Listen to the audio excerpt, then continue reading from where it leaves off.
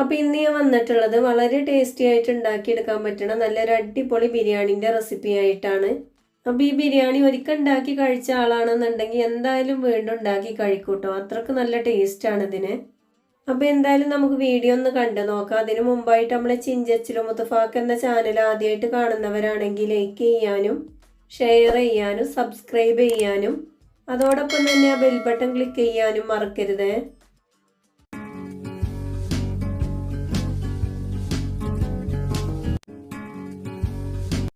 അപ്പോൾ ആദ്യം നമുക്ക് ബിരിയാണിക്ക് വേണ്ട ഉള്ളിയും തക്കാളിയൊക്കെ ഒന്ന് വേവിച്ചെടുക്കണം. അതിനായിട്ട് ഞാനൊരു കുക്കർ എടുത്തിട്ടുണ്ട്. ഇതിലേക്ക് ഒരു 5 വലിയ ഉള്ളി നീളത്തിൽ കട്ട് ചെയ്ത് ചേർത്ത് കൊടുക്കാം. അതുപോലെ തന്നെ ഒരു 4 തക്കാളിയും ചേർത്ത് കൊടുത്തിട്ടുണ്ട്. പിന്നെ ഇതിലേക്ക് ഒരു വലിയ കഷ്ണം ഇഞ്ചി ചതച്ചതും 1.5 കുടം വെളുത്തുള്ളി ചതച്ചതും ഒരു 10 പച്ചമുളക് കട്ട് ചെയ്തതും 2 തണ്ട് കറിവേപ്പിലയും ചേർത്ത് കൊടുക്കാം. അതുപോലെ തന്നെ ഒരു ബിരിയാണിയില കട്ട് ചെയ്ത് ചേർത്ത് കൊടുത്തിട്ടുണ്ട്. പിന്നെ ഇതിലേക്ക് 1 ടേബിൾ സ്പൂണോളം ഉപ്പ് ചേർത്തതിന് ശേഷം 1.5 ടേബിൾ സ്പൂണോളം തവിടെണ്ണയും ചേർത്ത് കൊടുക്കുക. ഇനി നന്നായിട്ട് തന്നെ ഒന്ന് മിക്സ് ചെയ്തെടുത്തതിന് ശേഷം കുക്കർ അടച്ച് വെച്ചുകൊണ്ട് ഒരു 2 വിസിൽ വരുന്ന വരെ ഒന്ന് വെയിറ്റ് ചെയ്യുക. ആ സമയം കൊണ്ട് തന്നെ നമ്മൾ ഉള്ളിയും തക്കാളിയൊക്കെ നന്നായിട്ടൊന്ന് വെന്ത് കിട്ടിക്കോളും. അത് കണ്ടില്ലേ, നമ്മൾ ഉള്ളിയും തക്കാളിയൊക്കെ നന്നായിട്ടൊന്ന് വെന്ത് കിട്ടിയിട്ടുണ്ട്. അപ്പോൾ ഇതുപോലെ നന്നായിട്ട് തന്നെ ഒന്ന് ഉടച്ചെടുക്കുക. ഇനി നമുക്ക് ബിരിയാണി ഉണ്ടാക്കിയെടുക്കാം. അതിനായിട്ട് ഞാനിവിടെ ഒരു ബിരിയാണി പോട്ട് അടുപ്പിൽ വെച്ചുകൊണ്ട് ഒരു 3 ടേബിൾ സ്പൂണോളം തവിടെണ്ണ ഒഴിച്ചു കൊടുത്തിട്ടുണ്ട്. ഇനി ഇതിലേക്ക് കുറച്ച് ഏലക്ക, പട്ട, ഗ്രാമ്പൂ, തക്കോലം, 1 ടീസ്പൂൺ സാജീരകം, ഒരു 3 ബേ ലീഫ്.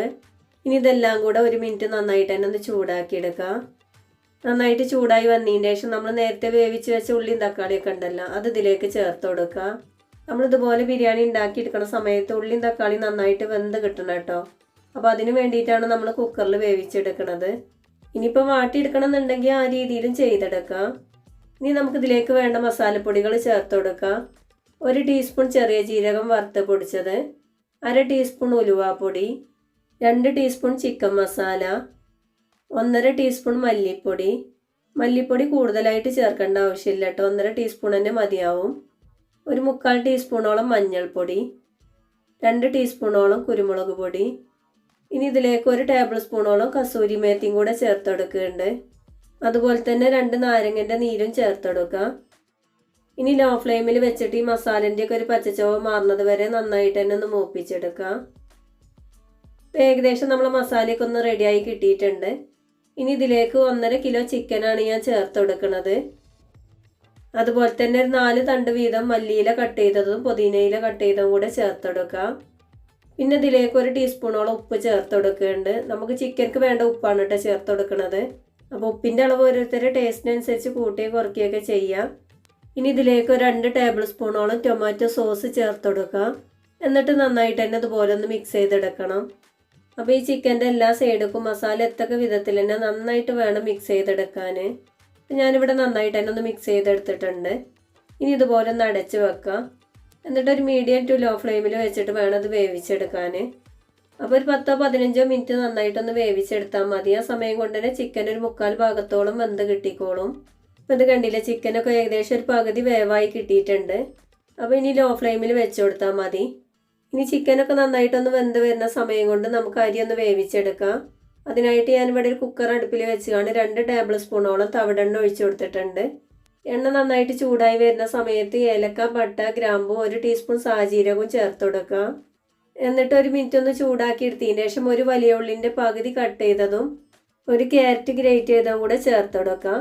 എന്നിട്ട് ചെറുതായിട്ടൊന്ന് വാട്ടിയെടുക്കാം. അധികം വാടി കിട്ടേണ്ട ആവശ്യമൊന്നുമില്ല.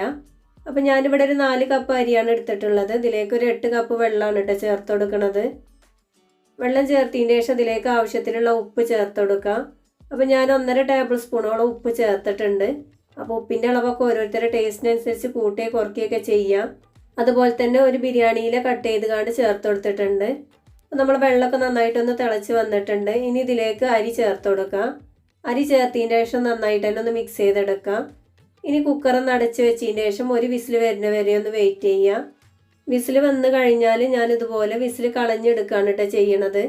ഇങ്ങനെ ചെയ്തെടുക്കുകയാണെന്നുണ്ടെങ്കിൽ വറ്റികൾ തമ്മിൽ ഒട്ടിപ്പിടിക്കുകയോ വേവ് കൂടിപ്പോവുകയോ ഒന്നും ചെയ്യൂല കേട്ടോ.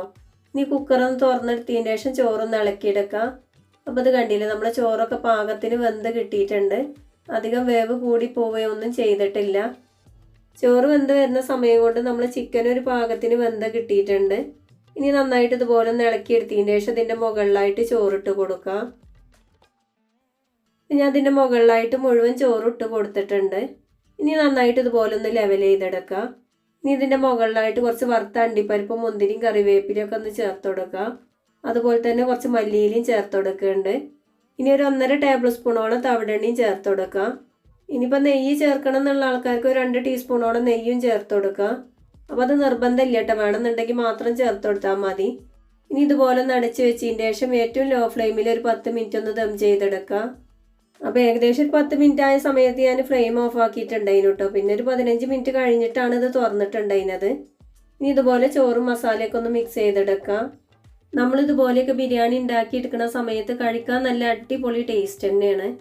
അപ്പോൾ ഇതുപോലെ ഒരിക്കൽ ഉണ്ടാക്കി കഴിച്ച ആളാണെന്നുണ്ടെങ്കിൽ എന്തായാലും വീണ്ടും ഉണ്ടാക്കി കഴിച്ചോളും. ഇതിൻ്റെ മസാലയ്ക്ക് ഒരു പ്രത്യേക ടേസ്റ്റ് തന്നെയാണ് കേട്ടോ. അപ്പോൾ ഇത്രയേ ഉള്ളൂ കേട്ടോ, വളരെ സിമ്പിളായിട്ട് ഉണ്ടാക്കിയെടുക്കാൻ പറ്റണ നല്ല അടിപൊളി ബിരിയാണി ഇവിടെ റെഡി ആയിട്ടുണ്ട്. അപ്പോൾ എന്തായാലും എല്ലാവരും ഇതുപോലെ ഒന്ന് ഉണ്ടാക്കിയെടുക്കുക. ഉണ്ടാക്കിയെടുക്കുന്ന സമയത്ത് നിങ്ങൾക്ക് ഈ റെസിപ്പി ഇഷ്ടപ്പെടുകയാണെന്നുണ്ടെങ്കിൽ നിങ്ങളുടെ അഭിപ്രായങ്ങളൊക്കെ ഒന്ന് കമൻസിലൂടെ അറിയിക്കാൻ മറക്കരുത്. അപ്പം ഞാൻ എന്നും പറയണ പോലെ തന്നെ നമ്മൾ ചിഞ്ചച്ചിലും മുത്തഫാക്കിലെ വീഡിയോസ് നിങ്ങൾക്ക് ഇഷ്ടപ്പെടുകയാണെന്നുണ്ടെങ്കിൽ ലൈക്ക് ചെയ്യാനും ഷെയർ ചെയ്യാനും മറക്കരുത്. അതുപോലെ തന്നെ നമ്മളെ ചാനൽ ആദ്യമായിട്ട് കാണുന്ന ഒരാളാണെന്നുണ്ടെങ്കിൽ ആ റെഡ് സബ്സ്ക്രൈബ് ബട്ടൺ ഒന്ന് ക്ലിക്ക് ചെയ്തതിന് ശേഷം ബെൽ ബട്ടൺ ഓളിൽ തന്നെ ക്ലിക്ക് ചെയ്യുക. എങ്കിലേ ഞാൻ ഇടുന്ന വീഡിയോസിൻ്റെ നോട്ടിഫിക്കേഷൻ നിങ്ങൾക്ക് കിട്ടുള്ളൂ.